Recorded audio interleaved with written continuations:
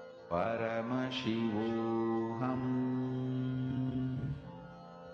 Om Nithyananda Paramashivoham.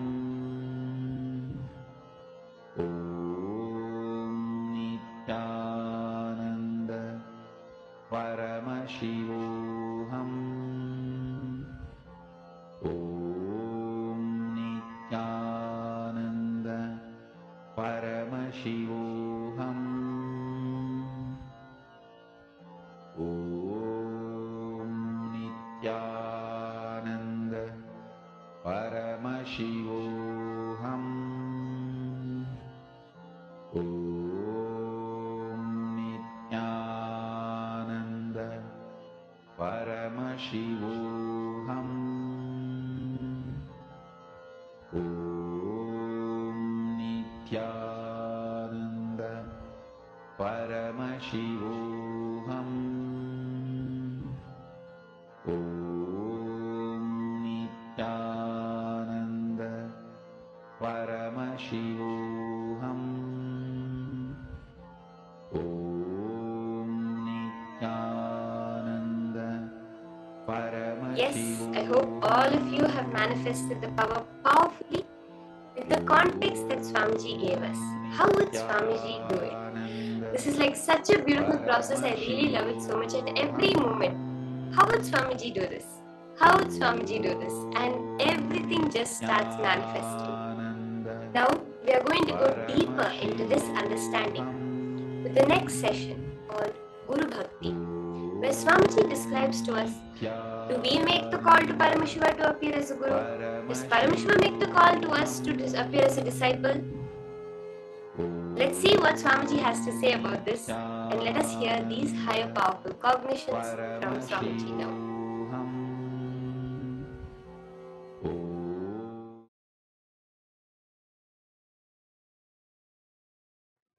Whenever you fall for someone, you are in deeply love with that person. The human being, the person for whom you fall for, you are in love. That person takes you for granted. You feel the other person for whom you have fallen is not loving you so much as you feel for him or her. Listen. Whenever you fall for someone, you always feel the other person for whom you have fallen, that person takes you for granted, and that person does not love you, have feelings to the same level you have. Sometimes this is the way you feel, sometimes this is truth also. With ordinary human beings, this is the way love is acted, reacted, given, received, reciprocated. This is the way the love flows with ordinary human beings. With the divine, with Paramashiva, the logic of love is totally different. Listen. When you love me, when you fall for me, first thing, I raise you. Second, I shower life energy in you. When I shower life energy in you, your consciousness is the most superior asset, wealth, property for you and for the world. Listen carefully.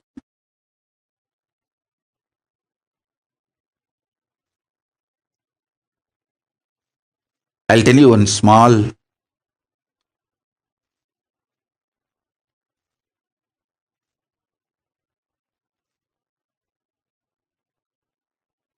very sweet, intimate happened between me and my Guru Arunagiri Yogeshwara. I carried food for him one day and he was eating. Few food parts fell from his mouth with his saliva by mistake when he was eating with the hand. I just took that. He thought I am cleaning it up and I may throw it away, but I did not throw it away. I just put it in my mouth. Prasada. The Guru Uchishtam. Guru Prasada. He smiled at me. I still remember. He said, now this body, showing my body, has also become precious asset for the world. It will do lot of good. In Hindu tradition, the Guru Uchishta, the food partaken by the Guru Prasada is sacred, very sacred. Guru Padodaka means the water with which Guru's feet is washed. The food which Guru has partaken, Guru Uchishta, Guru Padodaka, is highly sacred in Hindu tradition.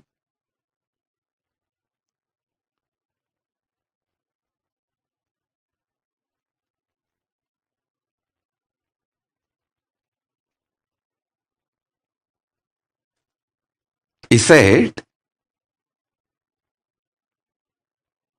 just that little Uchishta which I took, the power of that, he said that his very biomemory, bioenergy is passed on and that will start flowering in this body now. This body also is a precious asset for the world because of what it is manifesting. Listen sincerely, intensely. When he loved me, he made me sacred.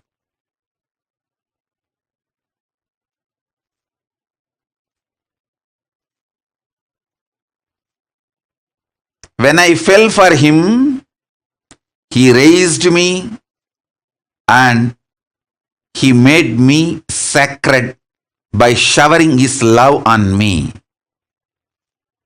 Listen.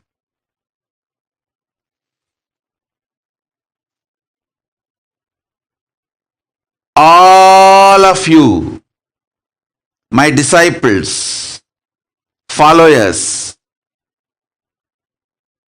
whom I initiated, all of you have received the greatest, best Uchishta, that is mantra, the Mahavagya, which I used most in my life, is the Mahavagya. The mantra, if you have received, you received the best, greatest Uchishta from me.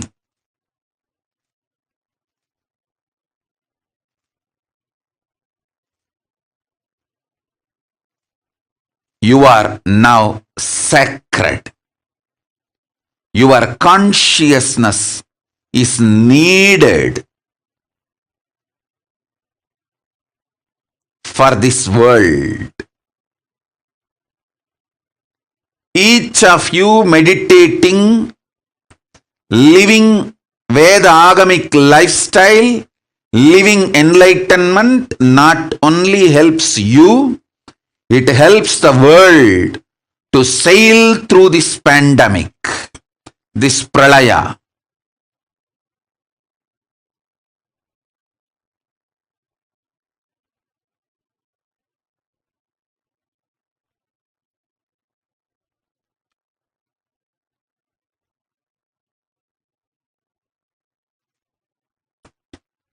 So when I fell for my Guru, he raised me and showered his love on me and made me sacred.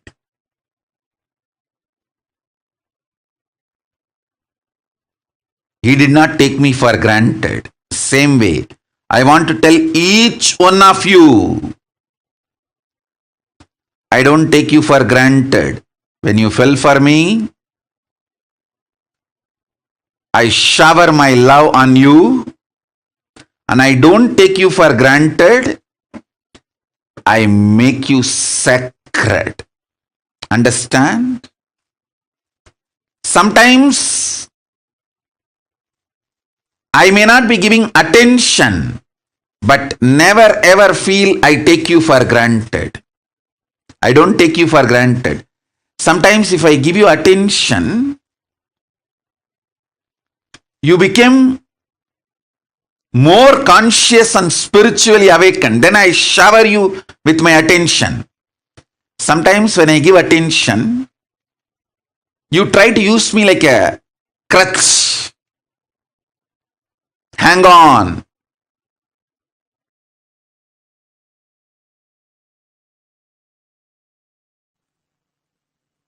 Paramashiva's message directly from Kailasa.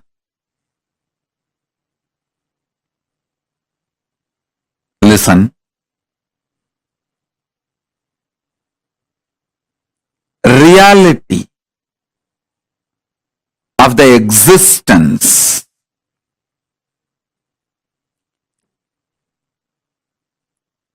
manifests as consciousness in you as Paramashiva in Brahmanda, in macrocosm. In the macrocosmic level, the reality of existence is Paramashiva. In the microcosmic level, the reality of existence is consciousness.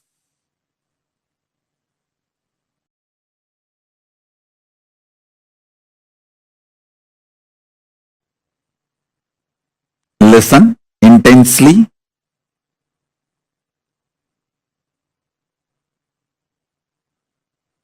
The fifth force,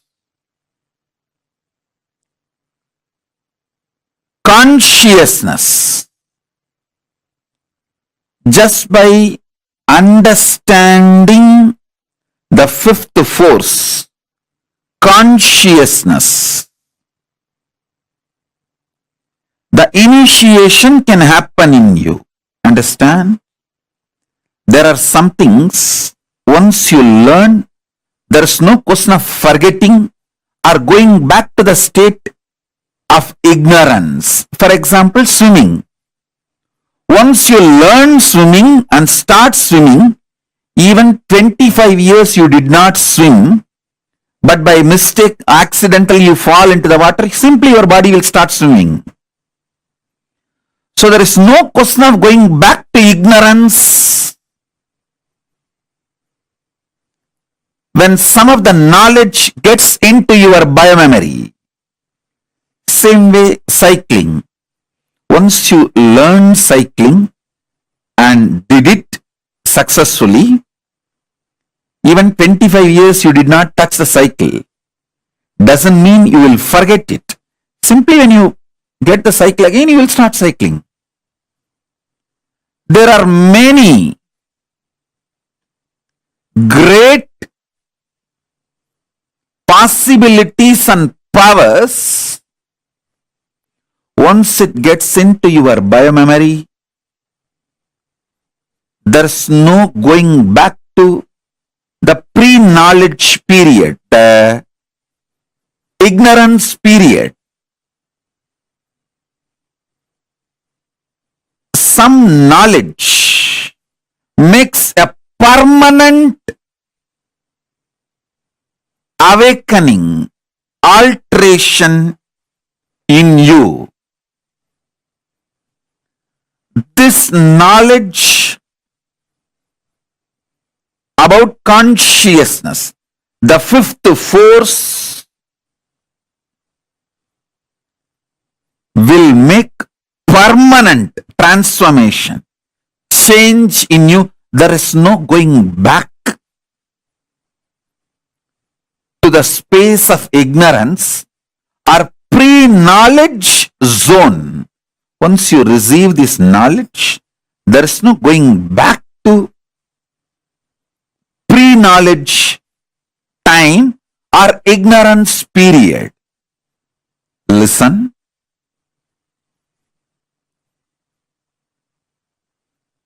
Greatest that can happen to human being is this conscious reality becoming the existence, part of your existence. Listen. This conscious reality can be part of your existence if you have a direct feeling connection, Guru Bhakti. It can just like a jumping of the flame, transmission of the lamp. Hey, Paramashiva is real. Over. You just know. Swamiji said it. Paramashiva is real. Paramashiva is real. And based on that, your whole cognitive shift happens. Your existence shifts. From that reality, you cognize, exist, act, manifest, gravitate, do everything.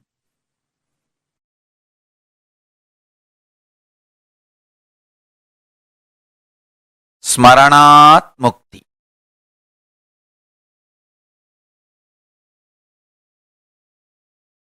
Remembrance liberates.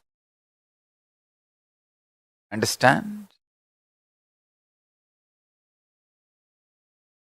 I was seeing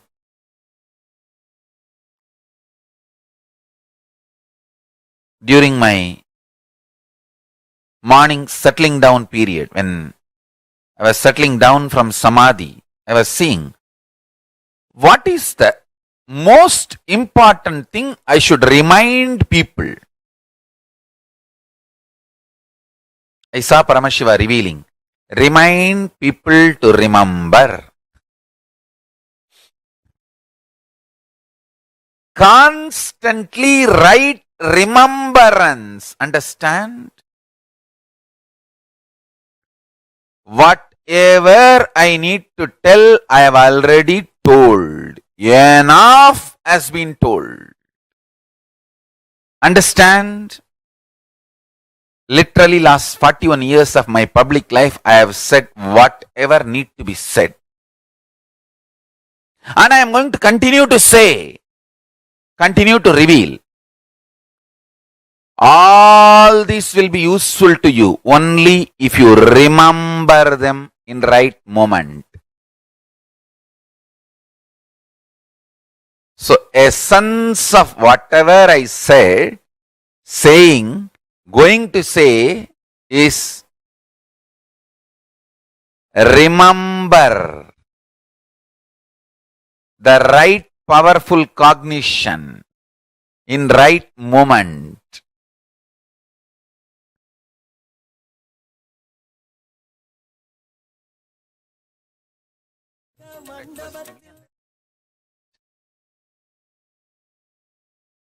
Whatever I said, saying, going to say, essence of all of that is Smaranat Mukti. Right remembrance liberates.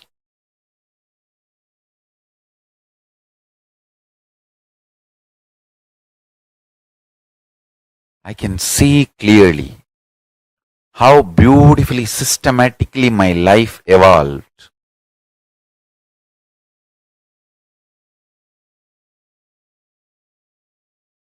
Just manifested. Understand?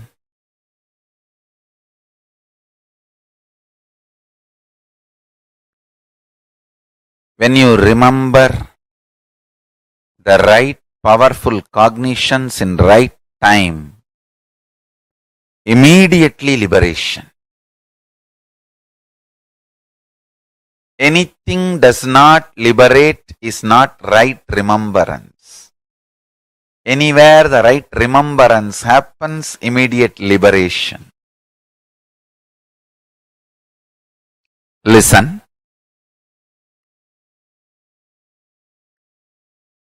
Life is all about how many times you remember powerful cognitions and experience liberation, and how many people you help to remember powerful cognition and manifest enlightenment. That's all. That's all. Understand? The more and more people you support to get powerful cognitions, the more and more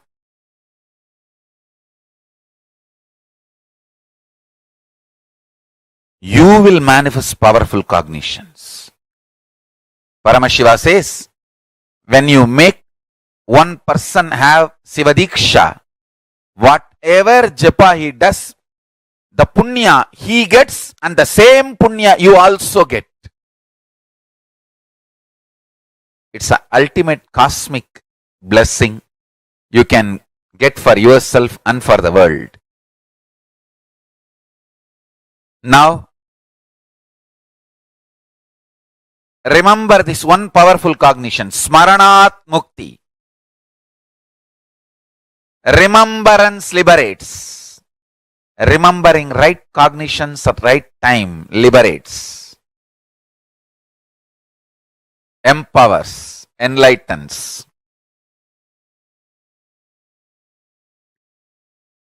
Remembrance enlightens. Smaranat Mukti.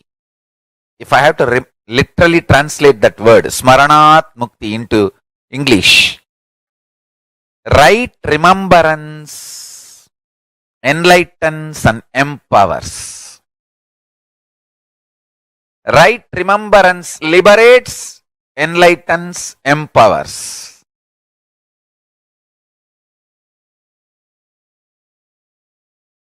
Smaranat Mukti Arunachalam.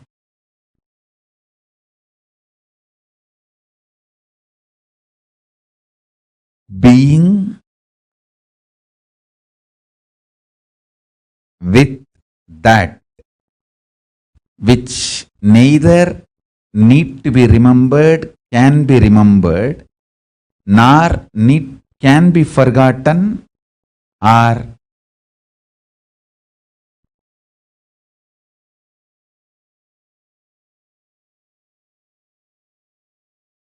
forcibly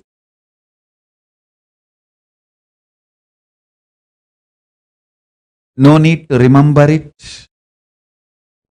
Anyway, you can't forget it. Being in that space is Arunachala Smaranam. Now I'll initiate all of you. Whatever I received from my Guru Parampara, I'll transmit that to all of you. Listen.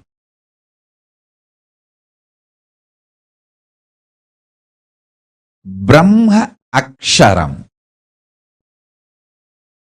Mahā Aksharam. It means just the 3 dot in Tamil letter, 3 dot. It's called means just put your throat on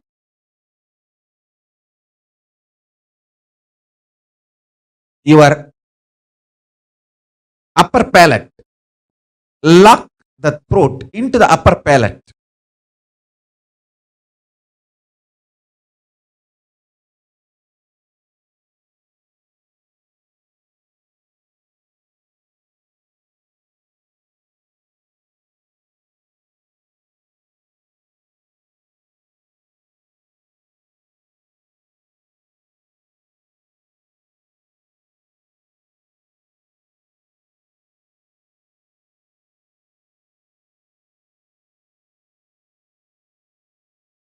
Listen. Listen sincerely. I'll repeat. Brahma Aksharam. The Mahā Aksharam. Ultimate mantra. Truth. This is what I received on this Yoga Pattabhishekam day. I am giving you that to all of you.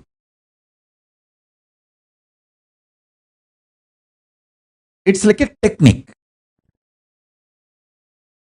It can give you enlightenment suddenly. It can just manifest. See, first understand, there is something which does not need to be remembered in you, which is there as you, which remembers everything. See, in all of us, there is something which you don't need to remember. That only remembers everything. Whether you are sleeping or you are in waking state or you are in dreaming state, any state, there is something which is in you which remembers everything, and you don't need to remember that. That which is in you, which does not need to be remembered, but which remembers everything, is Arunachala. Listen. All of us have something in us which does not need to be remembered. That only remembers everything and everyone.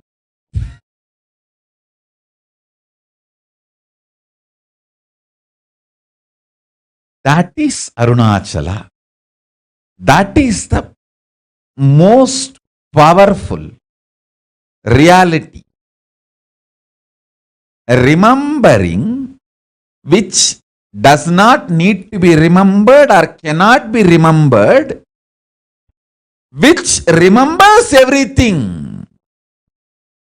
In you, there is something which cannot be remembered or forgotten, but that only remembers everything, including what you think as you. Listen. Cognizing that, sit with this means putting the lower throat on the upper palate. It's a Tamil letter which is projected Isaki Swami's page.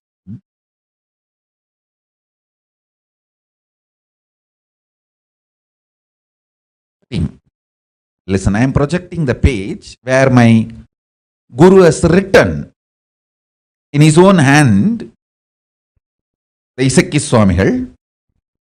Of course, he left the body before this day. He initiated much earlier. Even though Kuppammal did the Yoga Pattabhishekam on this day, the initiation was done much earlier.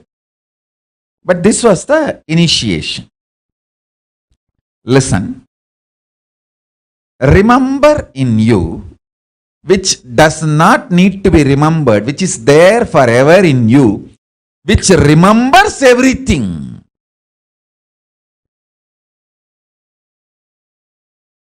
In you, there is something which you don't need to remember, you can't forget, which remembers everything. Listen to these three qualities.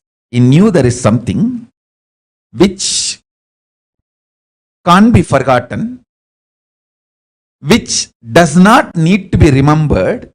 It is there all the time.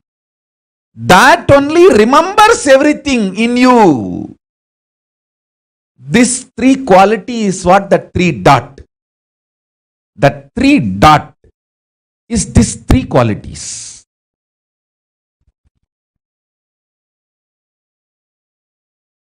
This is the Brahma Akshara. Mahā Akshara. remember this three quality. There is something in me which does not need to be remembered, which is there all the time, which cannot be forgotten, which is there all the time. Whether I am sleeping or deep sleep or dream, it is there. That's why when I wake up, I just know I slept well. So even through the sleep, that is there alive. And that only remembers everything. This 3 point is the Brahma Akshara. This 3 point is the Brahma Mantra. Brahma Akshara, Mahā Akshara. Just cognize this and sit with the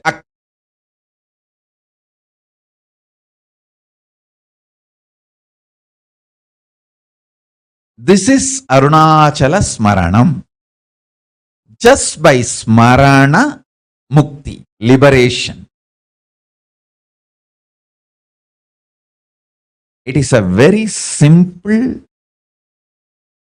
but very clear initiation. All those were done. I'll give you now the essence.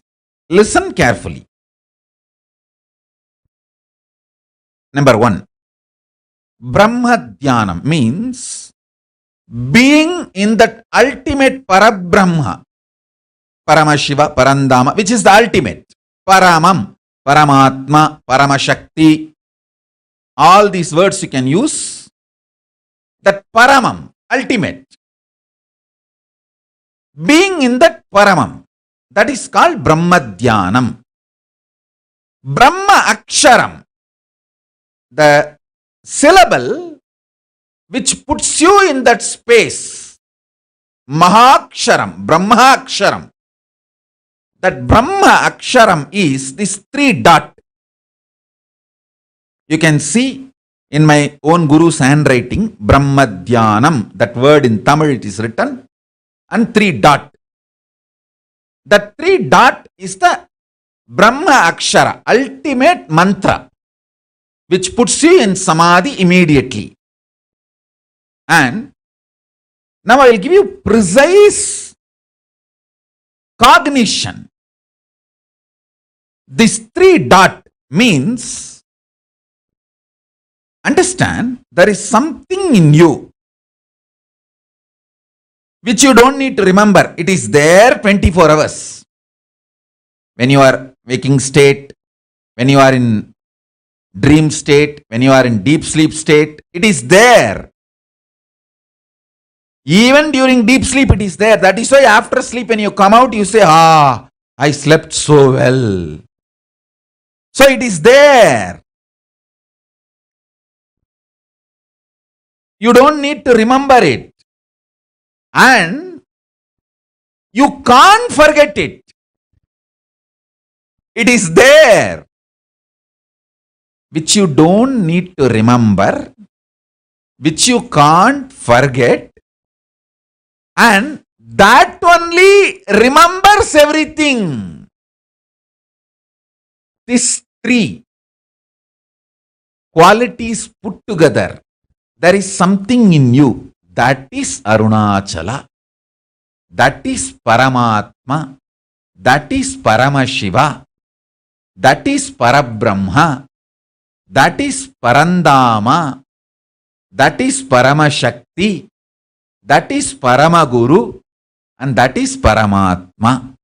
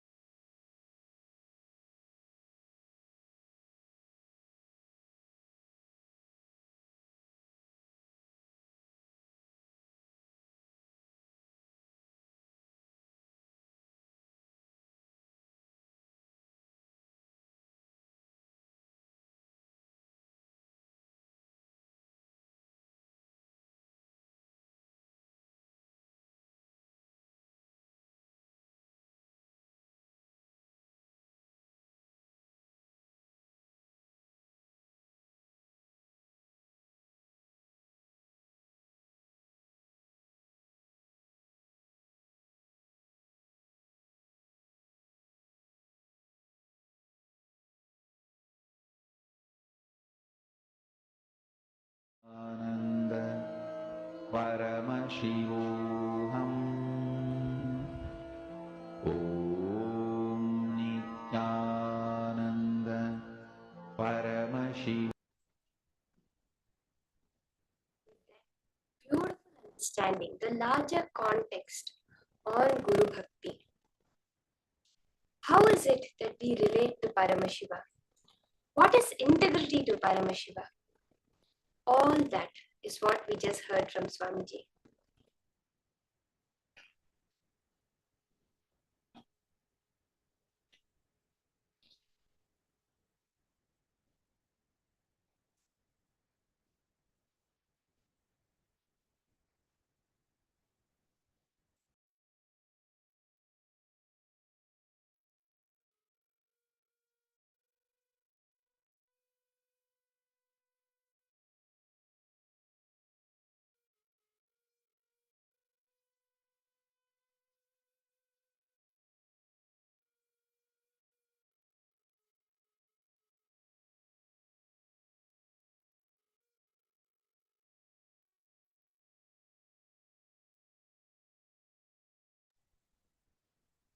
As Swamiji so beautifully said, with the divine, with Paramashiva, the logic of love is totally different.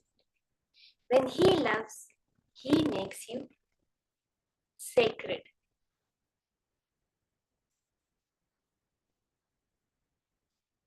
Guru Gita continues to tell us, Saptasagara Paryantam Tirtha Snana Phalam Tuyat Gurupada Payobindo Tatpalam Sahasrasena Tatphalam. Meaning, whatever fruit is acquired from pilgrimage and bathing in the sacred water bodies extending up to the 7 seas cannot equal even 1,000th of the part of the fruit, the results, the spiritual results derived from partaking the feet water of the Guru Padodaka. So beautiful how Guru Gita is describing.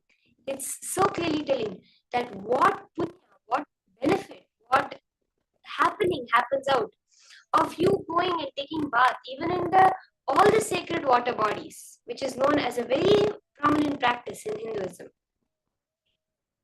1,000th of that part itself is not equivalent to taking,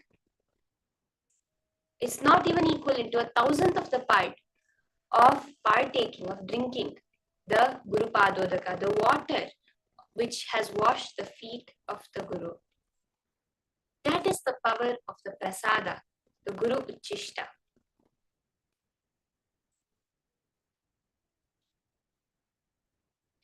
Swamiji shares, my disciples, followers whom I initiated, all of you have received the greatest, the best Uchishta, that is the Mahā. We are all chanting it day and night as the Mahā, the Ajapa, which what I used in my life most is the Mahā. The mantra, if you have received the best, greatest Uchishta from me. You are now sacred. Your consciousness is needed for this world. Each of you who live the Vedagamic lifestyle, living enlightenment not only helps you, it helps the whole world to sail through the whole happenings. If we are waking up for morning routine, doing the yoga puja every day, we are needed for this world because we are making a conscious shift.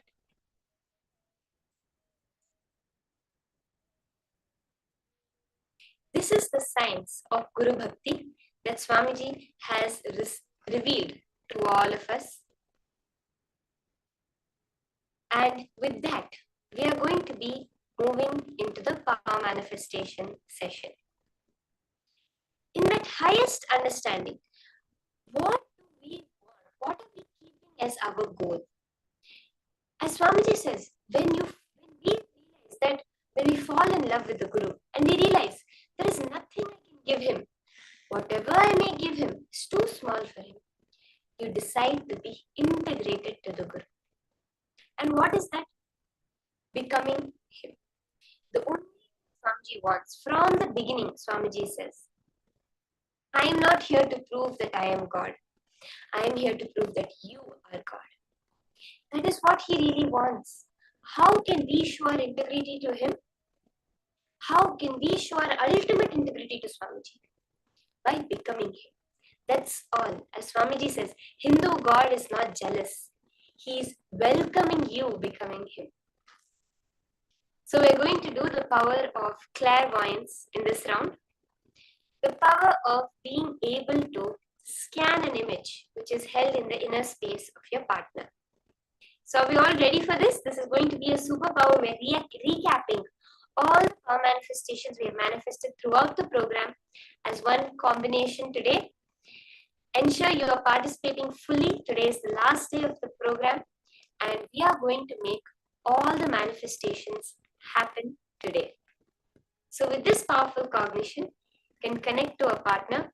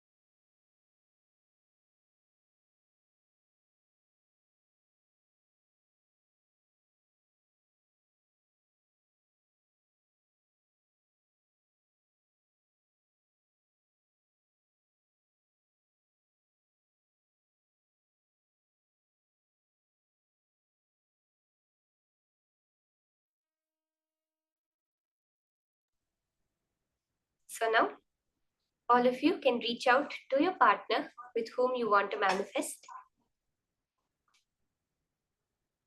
Just connect to them. And I see some messages that my audio is a little bad. I hope it's fixed now. Can you post? Are you all able to see me clearly and hear me clearly? If you can just put a yes in the chat. Is my audio coming through fine?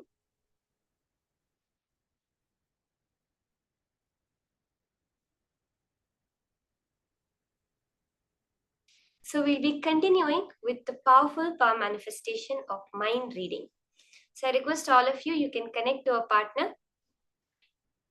I would suggest connect to someone outside. If you're in a time zone where you have people, you know anyone who's in the US, in Canada, the whole side who's awake right now, connect to them and make this as your manifestation of the whole essence of the program. Basically, what you're going to do is ask your partner to think of a certain image. Let them hold that image intensely in their inner space. You can request them to also see the image in front of them. Explain to them about the whole power of clairvoyance, mind reading. Request their consent, as Swamiji says, the enlightened ethics. No power manifestation works without the consent of every being involved. So request their consent, explain to them the power, and ask them to hold any image intensely in their inner space. You're going to be clearly scanning their mind. So whatever they are doing, just ask them to clearly hold that image only. Swamiji says that to know another's mind, the key is to know your own mind, to understand your own space. So look in. Be completely unclutched. Chant the Mahā, this greatest Uchishta that we have all received from Swamiji as his initiated disciples, that made us sacred for this whole universe. That Mahā repeated intensely as an ajapa japa. As Swamiji said, that part within you that cannot be remembered, that cannot be forgotten, but which remembers everything. Witness that. Remember that part of you. Witness yourself chanting the Mahā.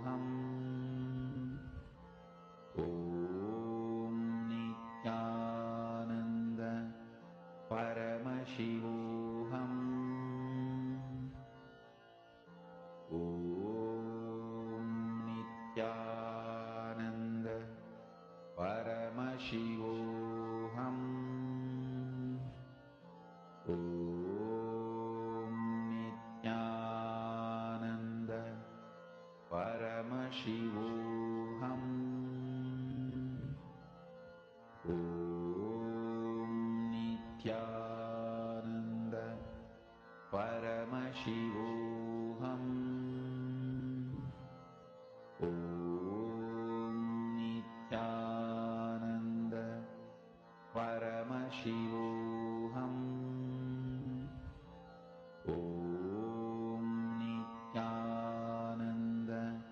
Paramashivoham. Om Nithyananda Paramashivoham. Om Nithyananda Paramashivoham. Om Nithyananda Paramashivoham. Om Nithyananda Paramashivoham. Om Nithyananda Paramashivoham. Om Nithyananda Paramashivoham.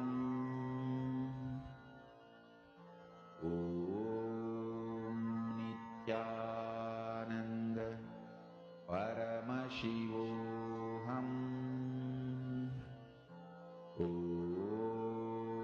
Nithyananda Paramashivoham. Om Nithyananda Paramashivoham.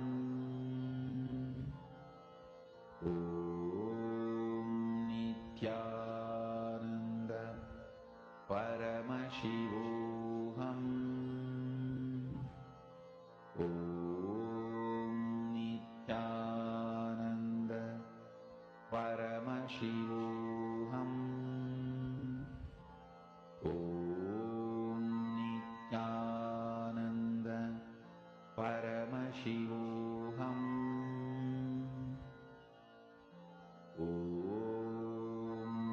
Nithyananda Paramashivoham.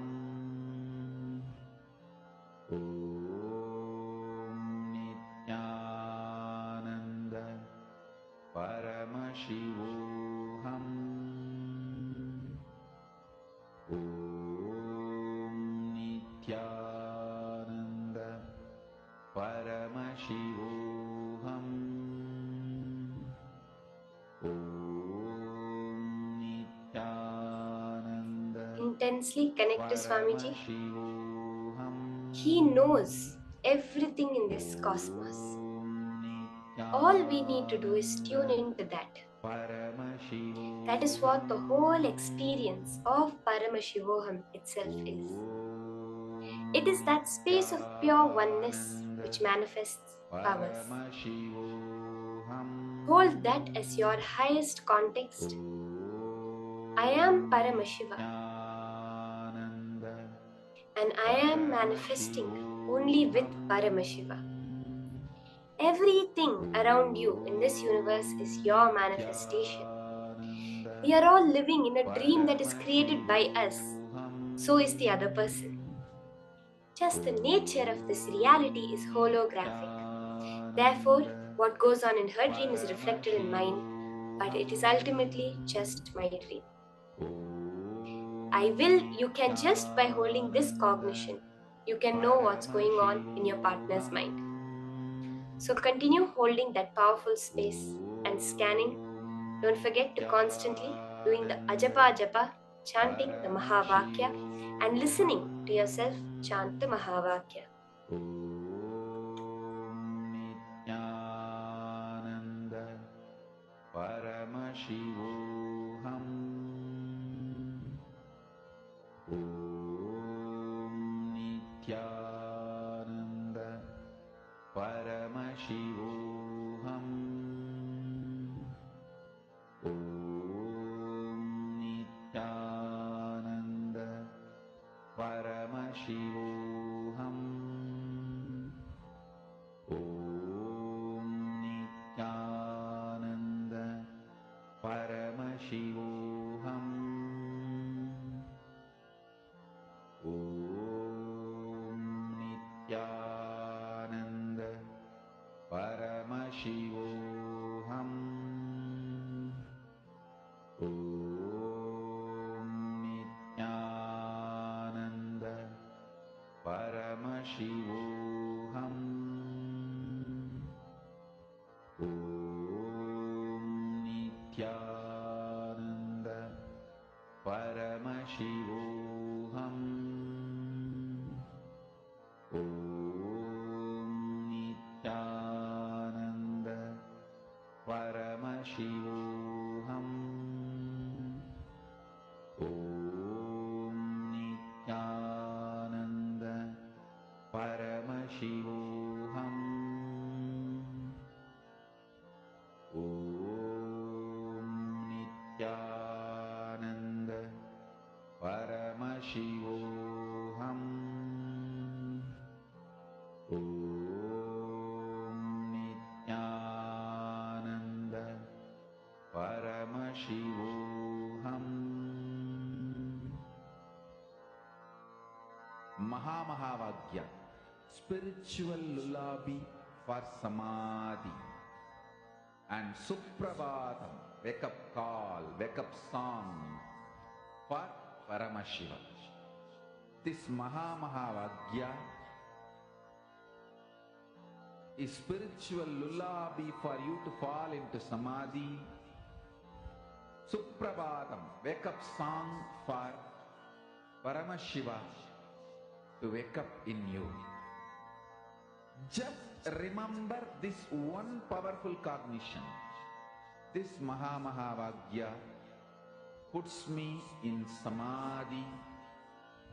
This is spiritual lullaby for Samadhi, and Suprabhatam, wake up song for Paramashiva in me. For Paramashiva to manifest. With this one spiritual powerful cognition, chant this Mahā.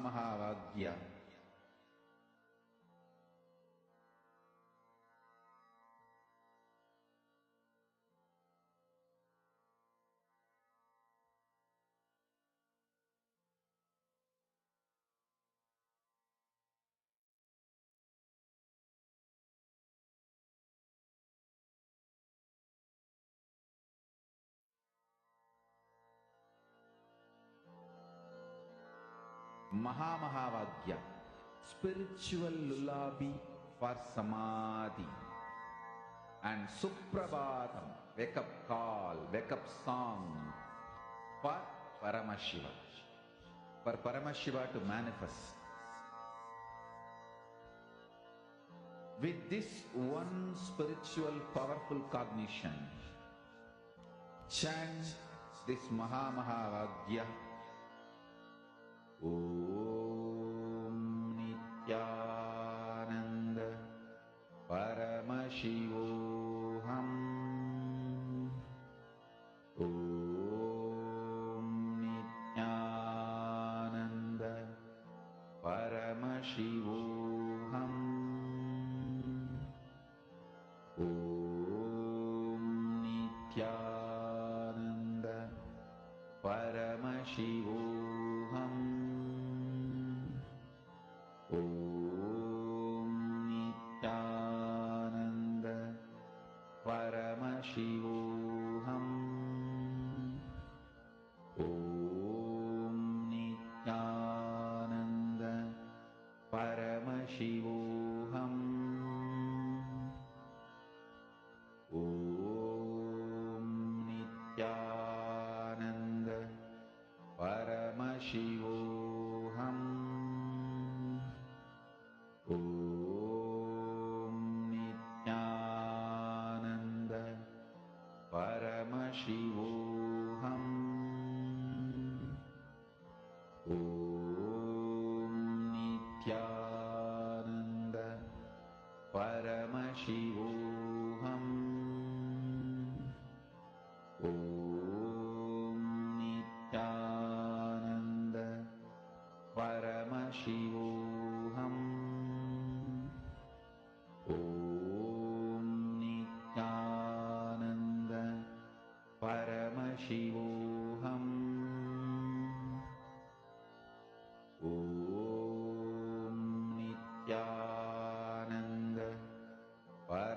Paramashivoham. Om Nithyananda Paramashivoham. Om Nithyananda Paramashivoham. Om Nithyananda Paramashivoham. Om Nithyananda Paramashivoham.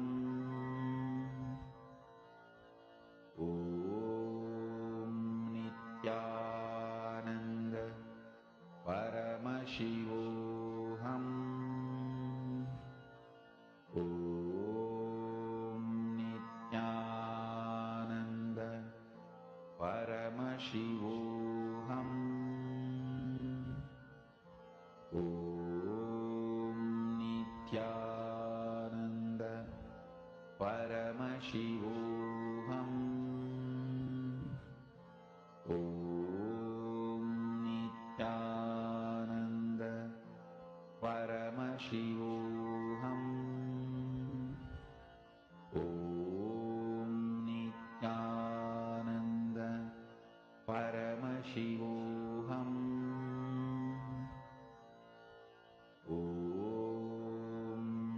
Nithyananda Paramashivoham. Om Nithyananda Paramashivoham. Om Nithyananda Paramashivoham. Om Nithyananda Paramashivoham. Continue. Intensely connect to Swamiji. Share whatever Paramashiva reveals. See, it will come in many forms. You may have it as a feeling, colors, shapes, numbers, something you're hearing in your ears, a very clear, sharp flash of visualization. Whatever Paramashiva shows, exactly like that, share it with your partner. And go to the details. Both of these are very important. Share whatever Paramashiva shows, however he may show it, and go to the details. What are the colors of that particular image?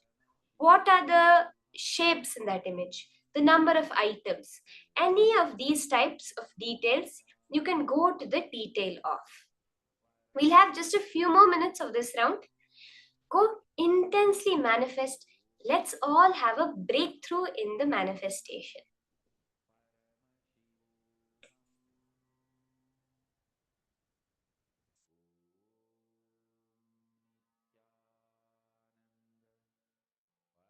Paramashivoham. Om Nithyananda Paramashivoham. Om Nithyananda Paramashivoham. Om Nithyananda Paramashivoham. Om Nithyananda Paramashivoham. Om Nithyananda Paramashivoham. Om Nithyananda Paramashivoham. Om Nithyananda Paramashivoham.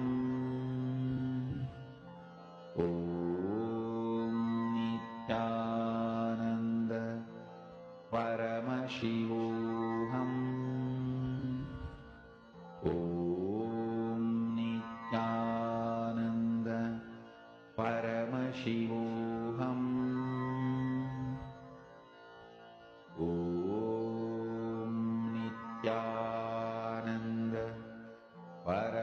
Paramashivoham. Om Nithyananda Paramashivoham. Om Nithyananda Paramashivoham. Om Nithyananda Paramashivoham. Om Nithyananda Paramashivoham. Om Nithyananda Paramashivoham. Om Nithyananda Paramashivoham. Om Nithyananda Paramashivoham. Om Nithyananda Paramashivoham. Om Nithyananda Paramashivoham. Om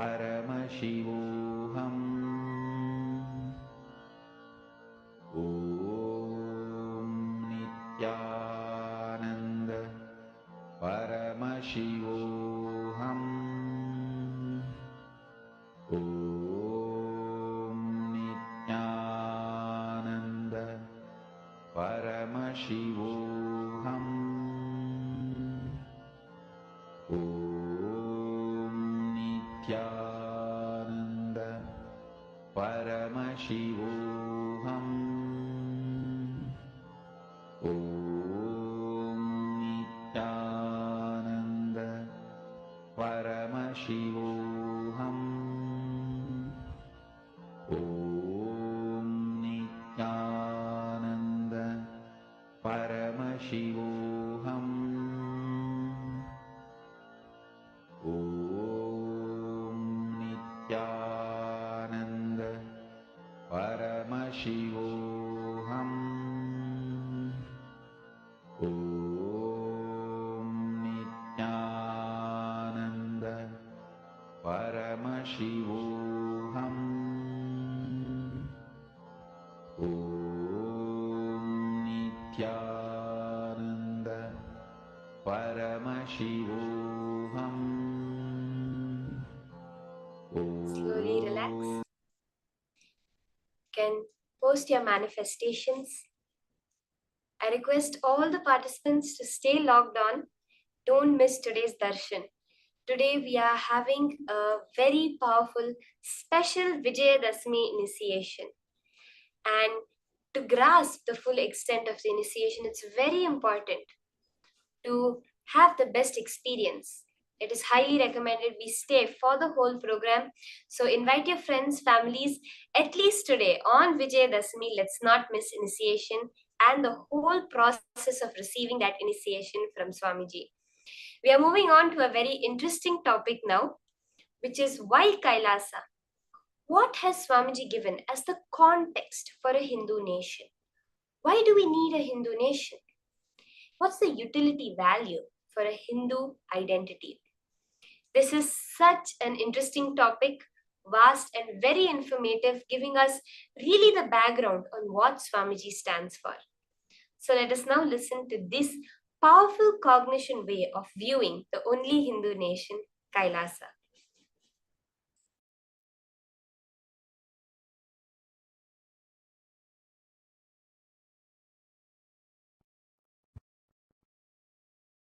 Your conscious intention is the principal manifestation, primary expression, core concept called you. Understand? If you are a concept, core of you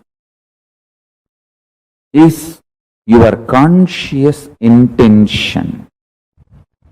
You need to know the good news is your unconscious mood swings does not matter. That is why knowledge, jnana, about what is right conscious intention is given so much of importance in Hindu tradition.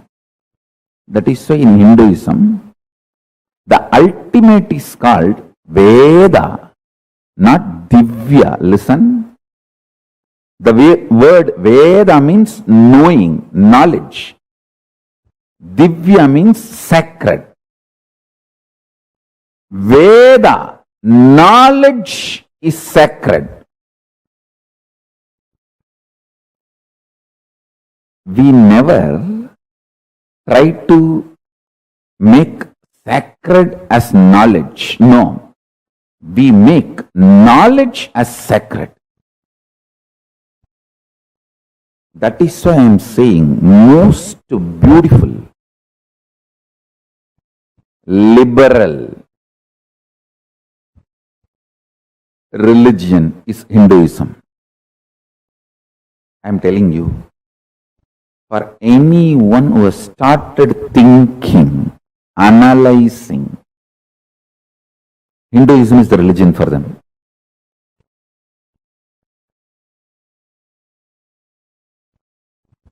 The other day, some of my disciples who are working for the Kailasa project, they asked me, who are our clients, who are our customer base, to whom we should focus our reach out, Swamiji. I said, anybody who started thinking. Hinduism is for them, they are for Hinduism.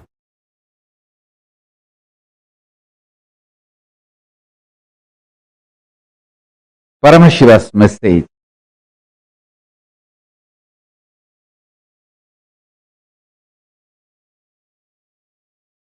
directly from Kailasa. Listen. Human DNA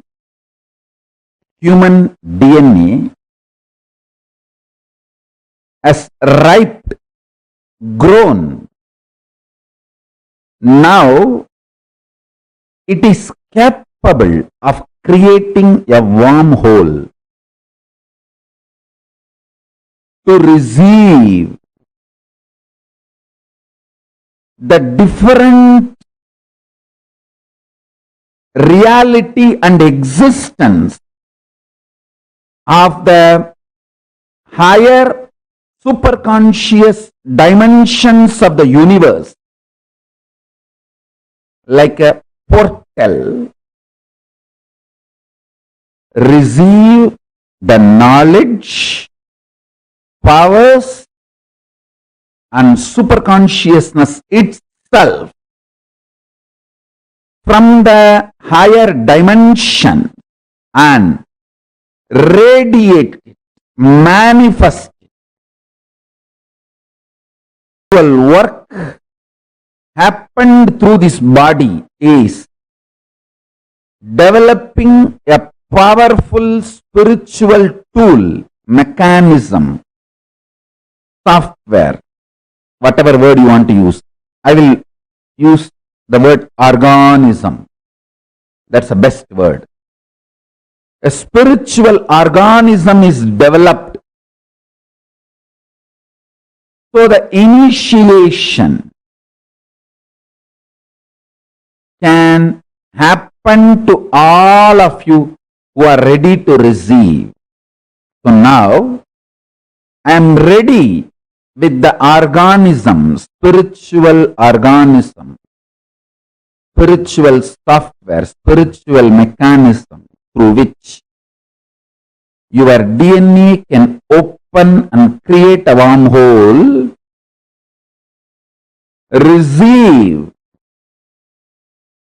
the knowledge, powers and super consciousness of higher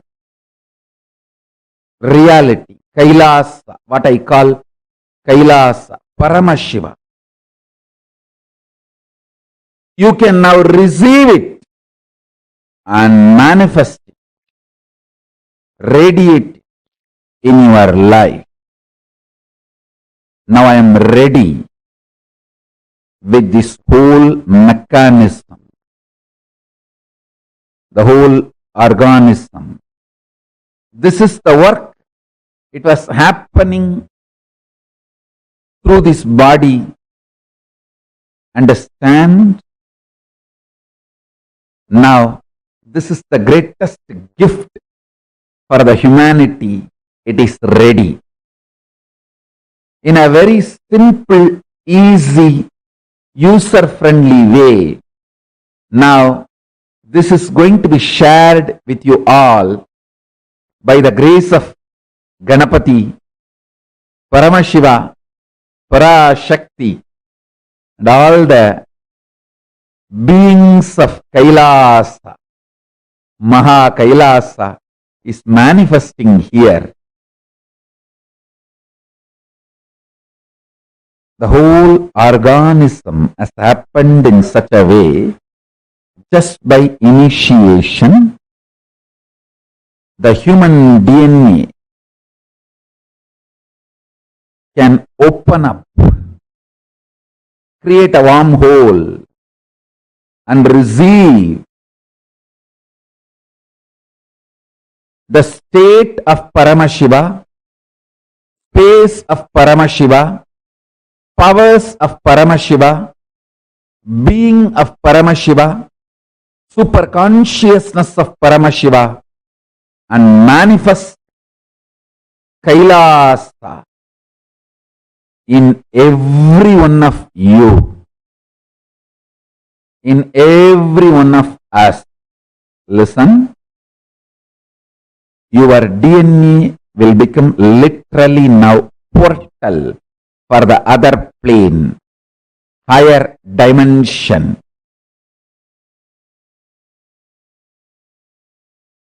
The superconscious space I call as Kailasa.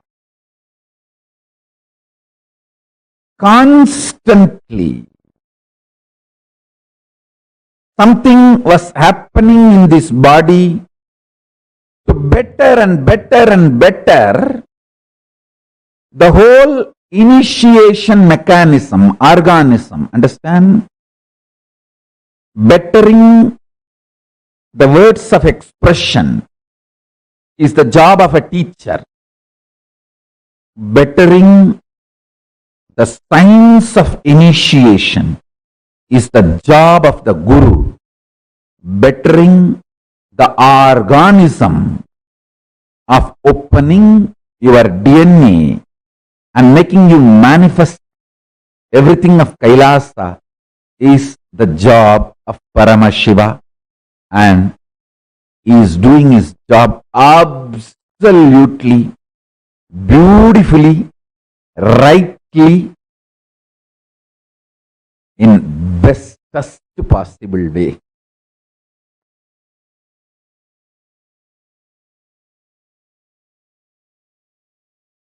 Paramashiva's message directly from Sri Kailasa. Listen.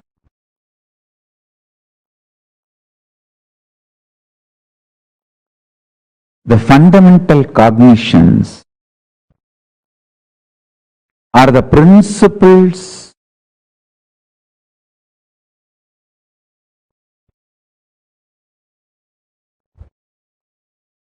the foundation principles you cognize decides whether you are going to build a materialistic ecosystem around you, so-called rational ecosystem around you, or an enlightened ecosystem around you.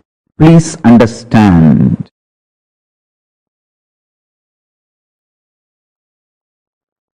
all the so-called conclusions of the science and rationality is not rationally rational or scientifically scientific.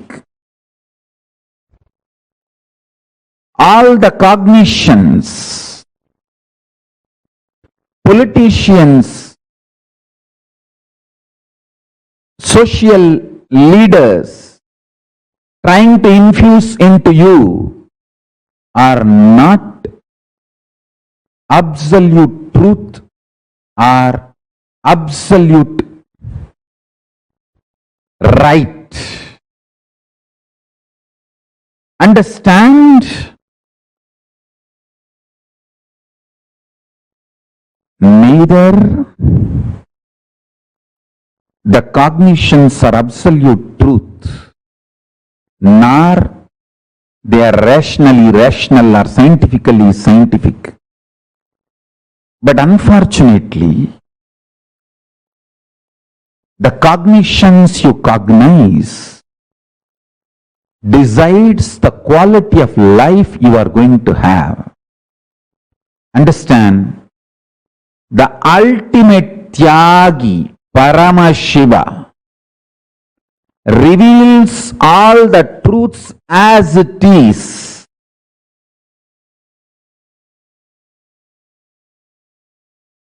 See, I am trying to create the ecosystem where thousands of you will start understanding these truths I am teaching and practicing. For example, Los Angeles, San Jose, Toronto, Vancouver, Seattle, Ohio. I want hundreds of families to settle down around the temple. Houston. Not as commune, but as community. Not gated community. No exclusivity. Just like regular US citizens, as part of them, I don't want to say that only our people should be there all around the temple. No. Like lot of devotees have moved their houses around LA temple. Within the 10-mile radius of LA temple, too many of our devotees have moved. Like that, in the temple area, in that city, in 10-20 miles radius, at least few hundred devotees, few thousand Ananda Samajis settling down. Temple becomes ecosystem where day in and day out power manifestation science is taught. I want full-time volunteers to settle down. I am deciding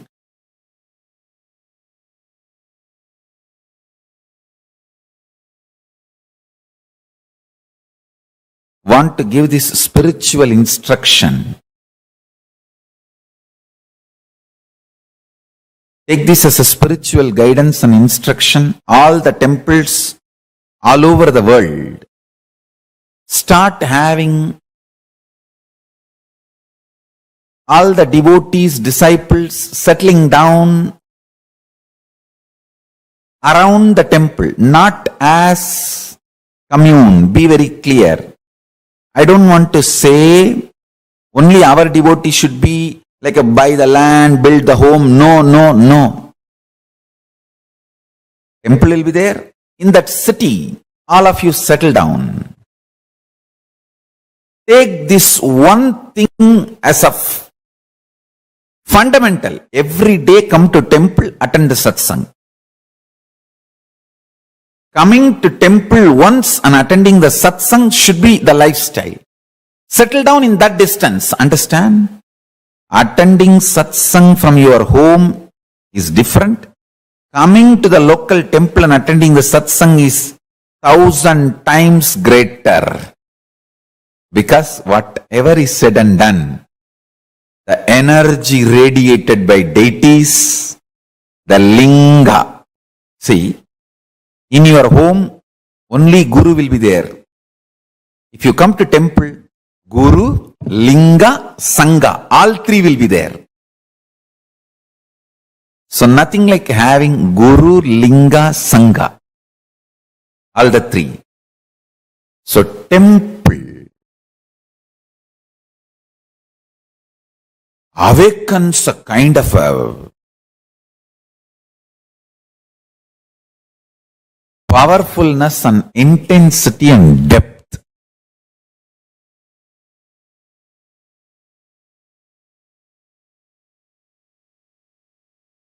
These five should be available in all temples. One,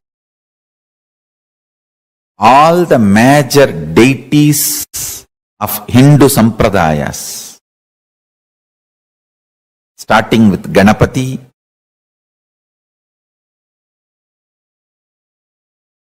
Shiva, Devi, Subramanya, Vishnu, Navagrahas, and each god's different incarnations, like a Vishnu. You should have at least Rama and Krishna. The pantheon of Hindu deities. Understand? And I am making this very clear. All my temple, the deities should be worshipped, maintained by devotees. Understand? You touching the deity, maintaining, cooking food, offering nevedyam, doing abhishekam, something happens to you inside. Paramashiva starts manifesting inside you. I am not saying our ancient tradition of having the priests and having the temple is wrong. No. I am absolutely for it.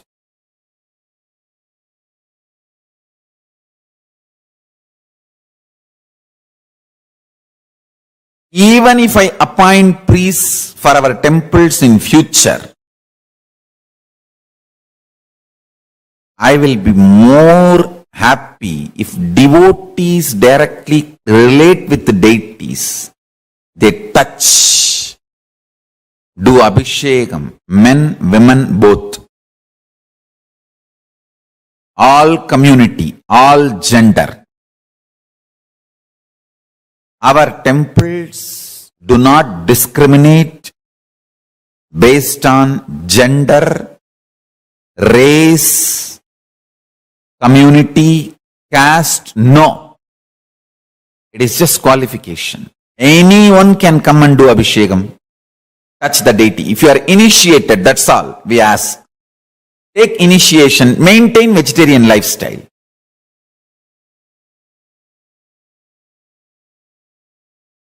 Even if we get priests in the future, maybe I will let the priest do the abhishekam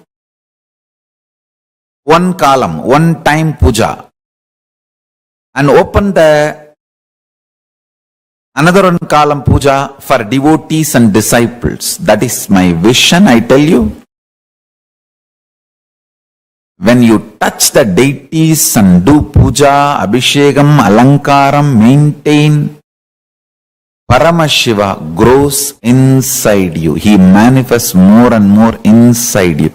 The Guru, Linga, Sangha starts happening inside you.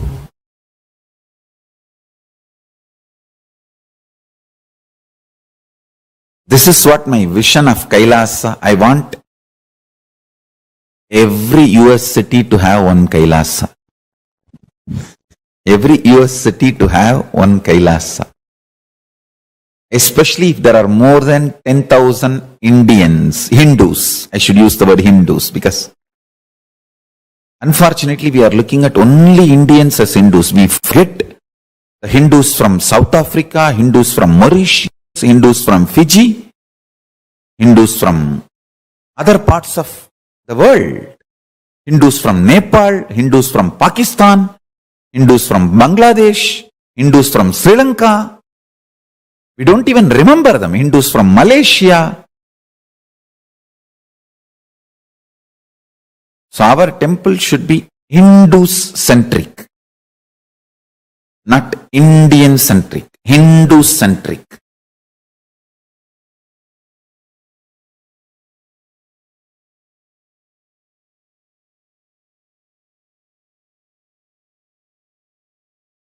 Anyone who is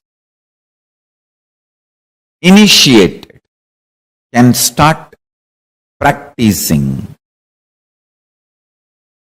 Our temple should be more a place where practicing is done. Powerful practicing is done. Understand?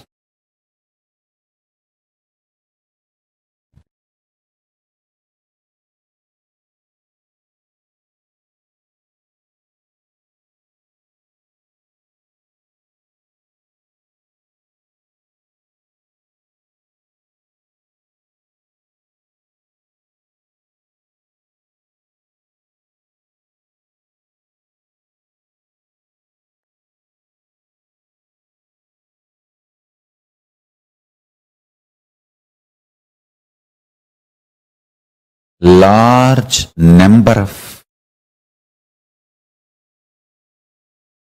people should be benefited by the power manifestation science. Every day, power manifestation should go on in all our temples all over the world. Understand, the first component is all the deities of Hindu Sampradaya should be there, which will be maintained by devotees from any race, caste, community, anyone who takes initiation to live Hinduism can touch and worship the deities, maintain the deities, involve in the deities. And I wanted to tell you,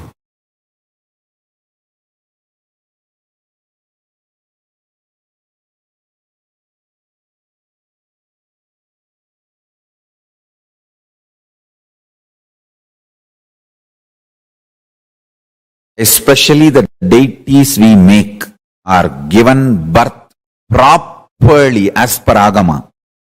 So they become Archavatara. We are masters in this field.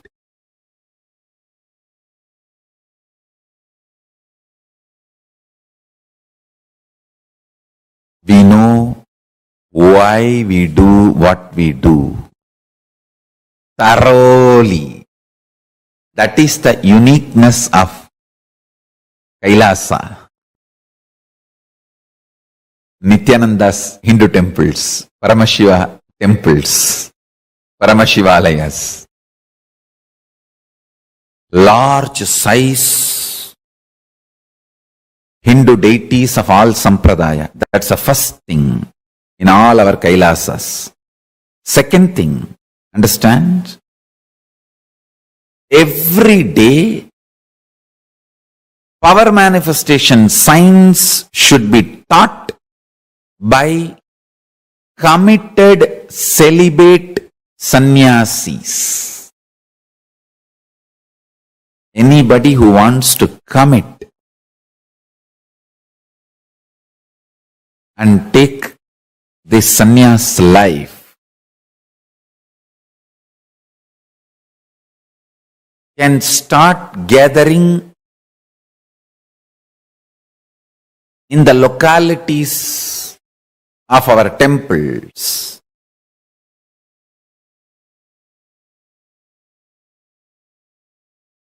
And start staying, start practicing. We will call them as apat sannyasis or even krama brahmacharis. It is like a under training. They take it up, they commit, they can be there as long as they want to continue in that path. Understand? I am announcing some of the new most important spiritual policies.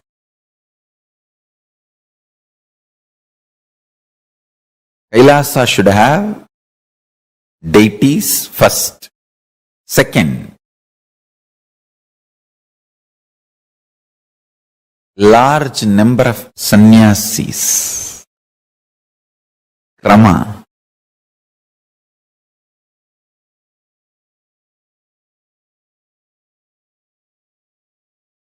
Krama brahmacharis who want to take up this lifestyle and maintain the temple, maintain the Kailasa ecosystem, who start manifesting powers, teaching, guiding people into manifesting powers, making people understand the importance of enlightenment and introducing Hinduism.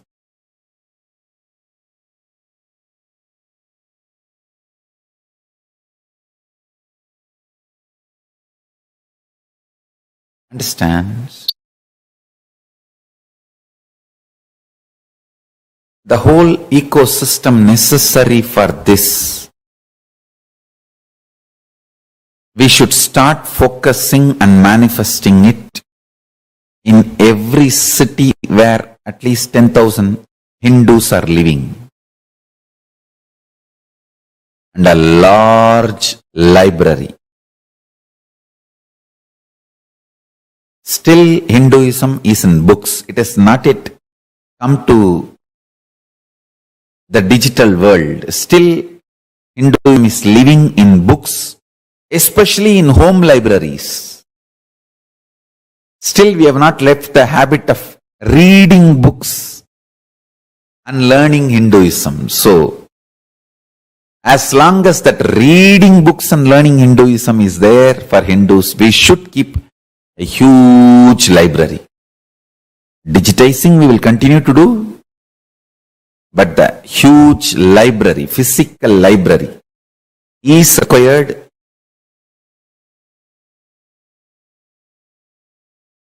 Library with the ambience maintained by the bondsman noble. How they have a very happy ambience for people to hang out, read. You can sip a cup of coffee and hang out with your friends. That kind of an ambience, library. And if possible, a large Goshala and Annalaya. Actually, all of them are interconnected.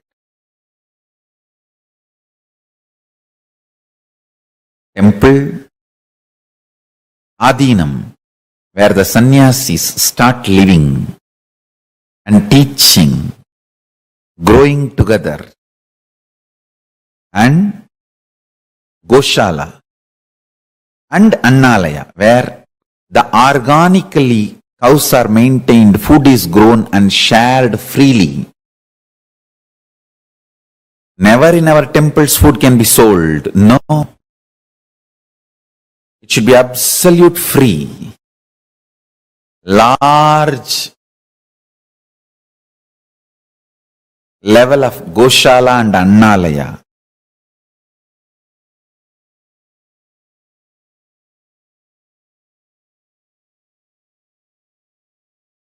Temple with large size deities, power manifestation, science, and enlightenment science taught by committed large number of sannyasis day in and day out.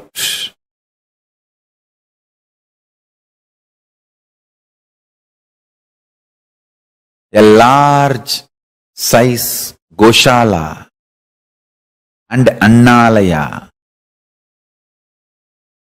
Large size library with ambience similar to Bonson and Noble. Fifth, last but not least, at least few thousand families of devotees settled around the temple. This is a complete Kailasa ecosystem. So, anybody comes there, whether 7-year-old kid or 70-year-old man, he is given everything related to Hinduism, and Hinduism becomes just such a happy living lifestyle.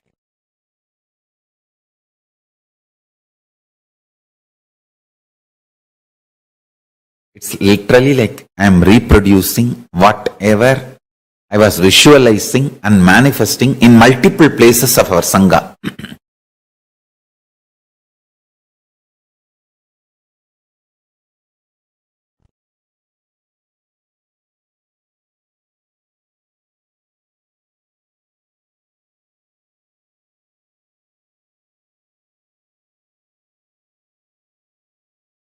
N pregnancy to Antyeshti. Everything, all the kriyas will exit. Everything should be done.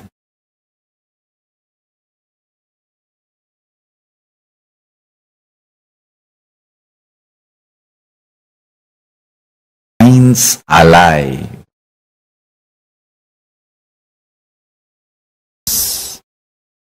Ashrams, adhinams of Sanatana Hindu Dharma.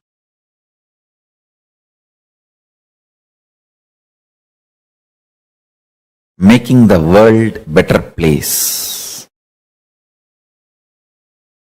Constantly, state, space, powers,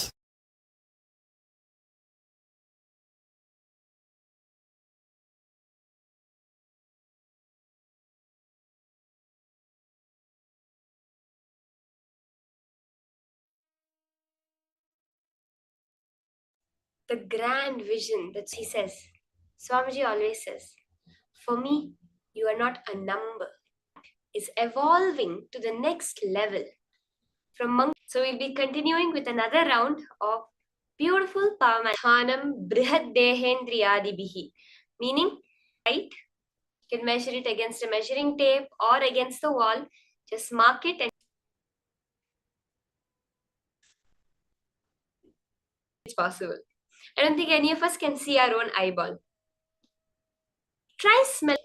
Are you able to feel the exact same part of this? But yet, we perceive a eye which is there separate from the body. Am I right? What frequency your body is tuned to, that is what matches seen in your reality. You realize that you are the one creating the body as it is. So you can alter it the way you want. So are we ready for this round? Internalization processes, whether it's the power manifestation, is all preparing ourselves for that ultimate moment. And today being Vijaya Dasami, that great celebration, initiation, and ensure you are here for the preparation for that initiation also. And call your friends and families, don't let anyone miss it. Okay, so let's start. Sit straight.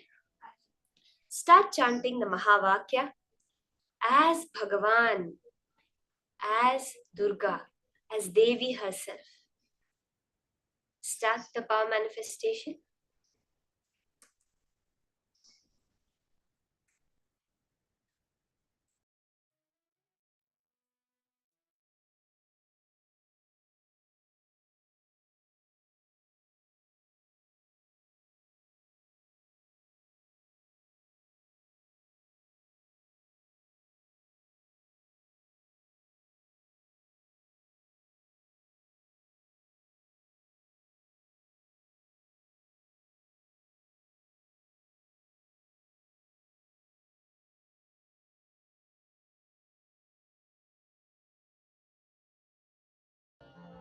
Om Nithyananda Paramashivoham. Om Paramashivoham. Om Nithyananda Paramashivoham. Om Nithyananda Paramashivoham. Om Nithyananda Paramashivoham. Om Nithyananda Paramashivoham. Om Nithyananda Paramashivoham. Om Nithyananda Paramashivoham. Om Nithyananda Paramashivoham. Om Nithyananda Paramashivoham. Om Nithyananda Paramashivoham. Om Nithyananda. Om Nithyananda Paramashivoham. Om Nithyananda Paramashivoham. Om Nithyananda Paramashivoham. Om Nithyananda Paramashivoham. Om Nithyananda Paramashivoham. Om Nithyananda Paramashivoham.